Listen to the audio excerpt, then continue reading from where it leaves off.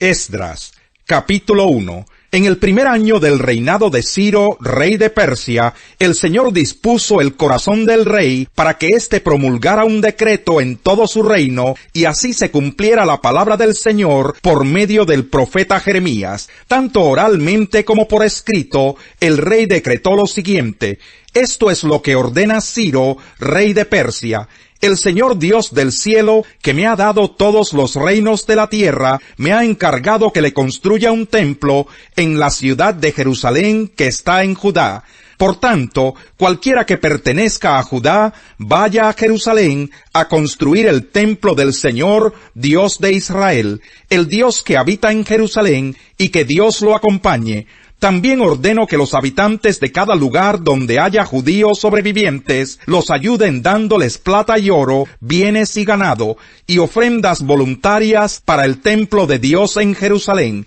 Entonces los jefes de familia de Benjamín y de Judá, junto con los sacerdotes y levitas, es decir, con todos aquellos en cuyo corazón Dios puso el deseo de construir el templo, se dispusieron a ir a Jerusalén.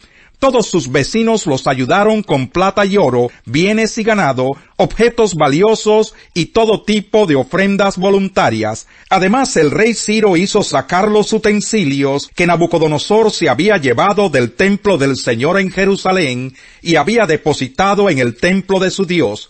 Ciro los entregó a su tesorero Mitrídates, el cual los contó y se los pasó a Sesbassar, jefe de Judá.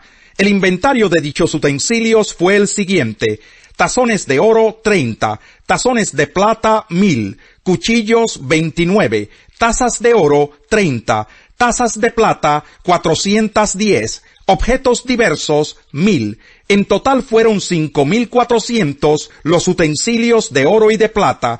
Todos estos objetos los llevó Sesbassar a Jerusalén cuando a los deportados se les permitió regresar de Babilonia. Capítulo 2. La siguiente es la lista de la gente de la provincia que Nabucodonosor, rey de Babilonia, había llevado cautiva a Babilonia, y a la que se le permitió regresar a Jerusalén y a Judá.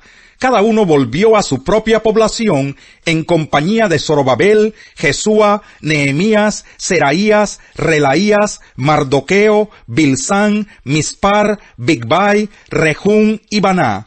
Esta es la lista de los israelitas que regresaron: de Parós 2172, de Cefatías 372, de Araj 775, de Pahat Moab, es decir, de Jesúa y Joab 2812, de Elam 1254, de Satú 945, de Sakai 760, de Baní 642, de Bebai 623, de Asgad 1222, de Adonicán 666, de Bigvai 2056, de Adín 454, de Ater, es decir, de Ezequías 98, de Besai 323, de Jorá 112, de Jasún 223, de Gibar 95,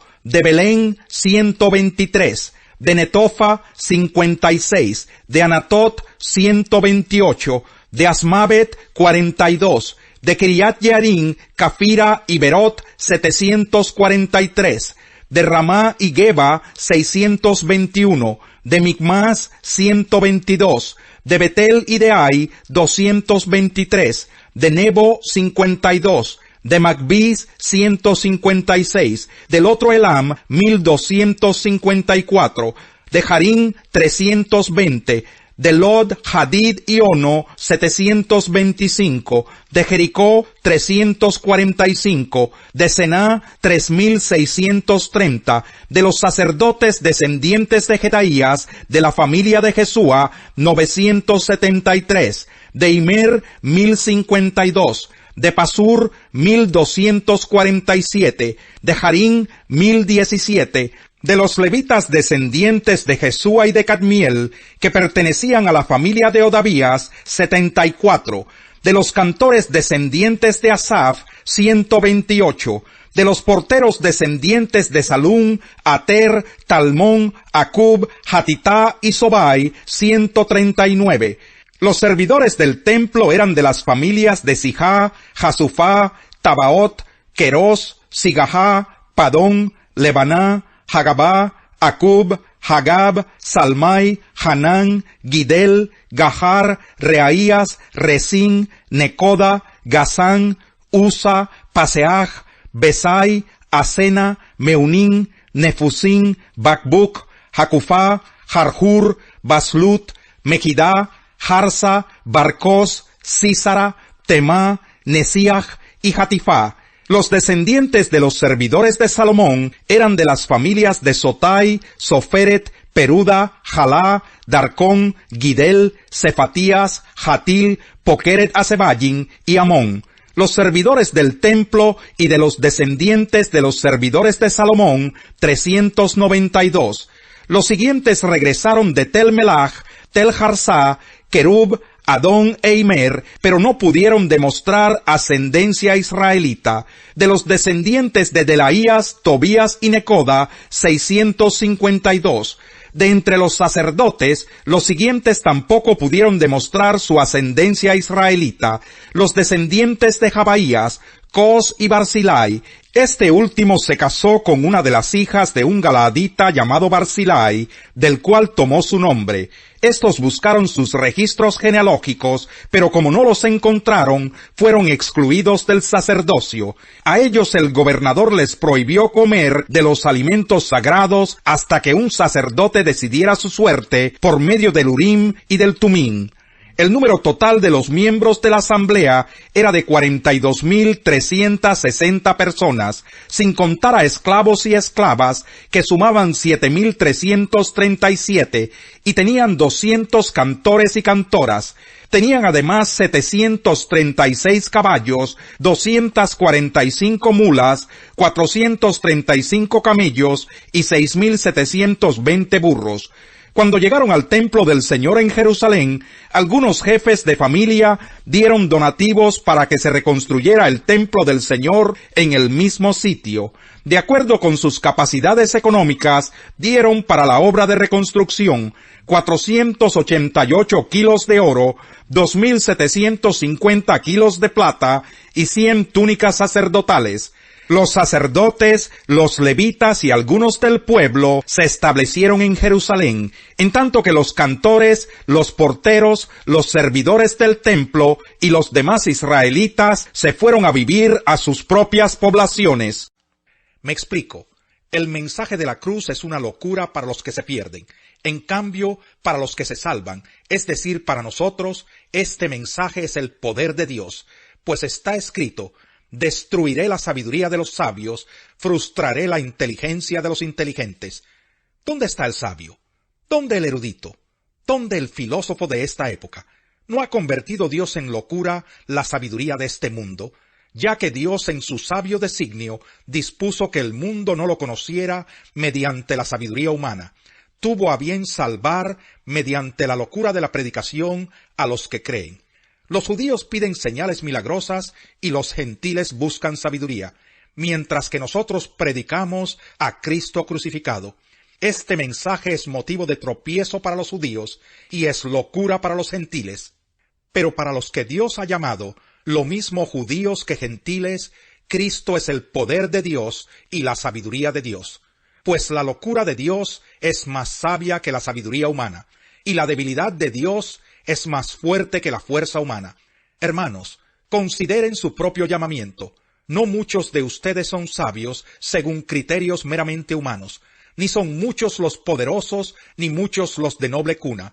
Pero Dios escogió lo insensato del mundo para avergonzar a los sabios, y escogió lo débil del mundo para avergonzar a los poderosos. También escogió Dios lo más bajo y despreciado, y lo que no es nada, para anular lo que es, a fin de que en su presencia nadie pueda jactarse. Pero gracias a Él, ustedes están unidos a Cristo Jesús, a quien Dios ha hecho nuestra sabiduría, es decir, nuestra justificación, santificación y redención, para que, como está escrito, si alguien ha de gloriarse, que se gloríe en el Señor. Capítulo 2.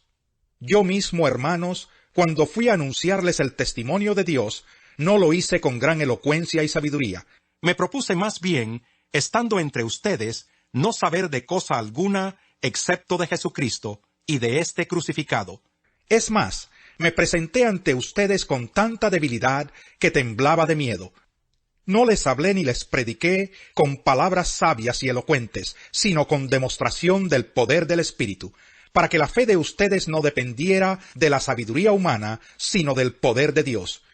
Oye, Señor, mi voz cuando a ti clamo, compadécete de mí y respóndeme. El corazón me dice, busca su rostro, y yo, Señor, tu rostro busco. No te escondas de mí, no rechaces en tu enojo a este siervo tuyo, porque tú has sido mi ayuda. No me desampares ni me abandones, Dios de mi salvación. Aunque mi padre y mi madre me abandonen, el Señor me recibirá en sus brazos. Guíame, Señor, por tu camino, dirígeme por la senda de rectitud, por causa de los que me acechan. No me entregues al capricho de mis adversarios, pues contra mí se levantan falsos testigos que respiran violencia.